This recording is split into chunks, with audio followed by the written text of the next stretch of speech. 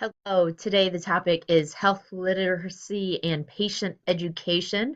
The goal here is to learn how to increase patient adherence. So when we look at the literature, we see that it's easy for clinicians to assume that decreased adherence to plan of care is due to the patient's responsibility. So things like lack of motivation to change, mistrust, or the feelings of being unsupported by the provider, and also health literacy play a role in the patient's responsibility for not adhering to the plan of care. However, Dr. Rudd challenged our perceptions here, and she brought in how we need to recognize a provider's role in increasing adherence. So when we recognize a provider's role, we see that health health literacy does play a large role in whether or not a patient is going to be able to understand and then apply the information. So a provider should recognize when health literacy is not at an optimal level.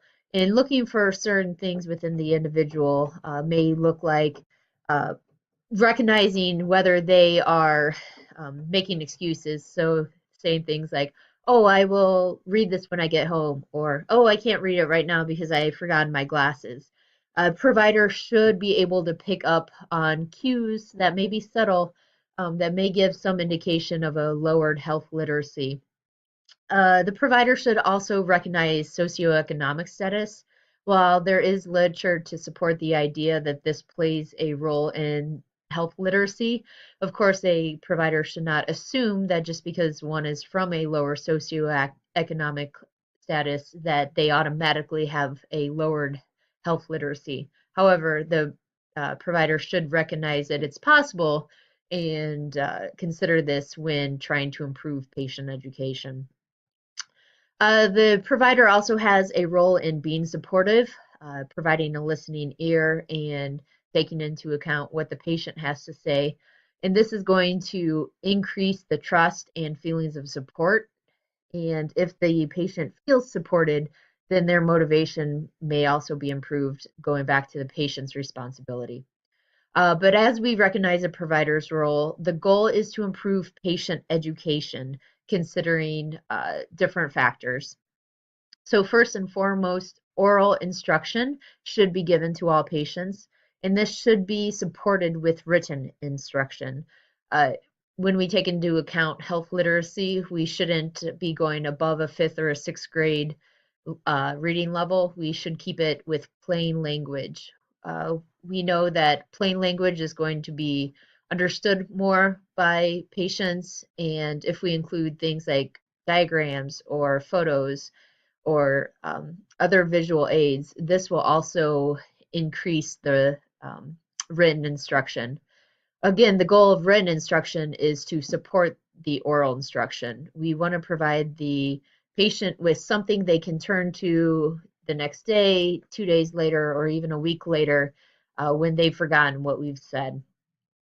Other goals of the provider is to set realistic expectations. We shouldn't be setting goals that are above their capability, and we shouldn't set goals that are outside their patient beliefs. So we must work with the patient to set realistic goals.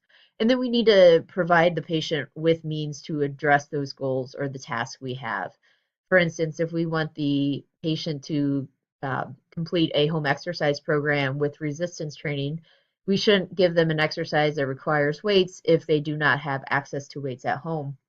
Maybe we can modify the activity to include things that are around the house, common household objects, or better yet, maybe we provide the patient with a resistance band or a TheraBand so they can complete the exercises.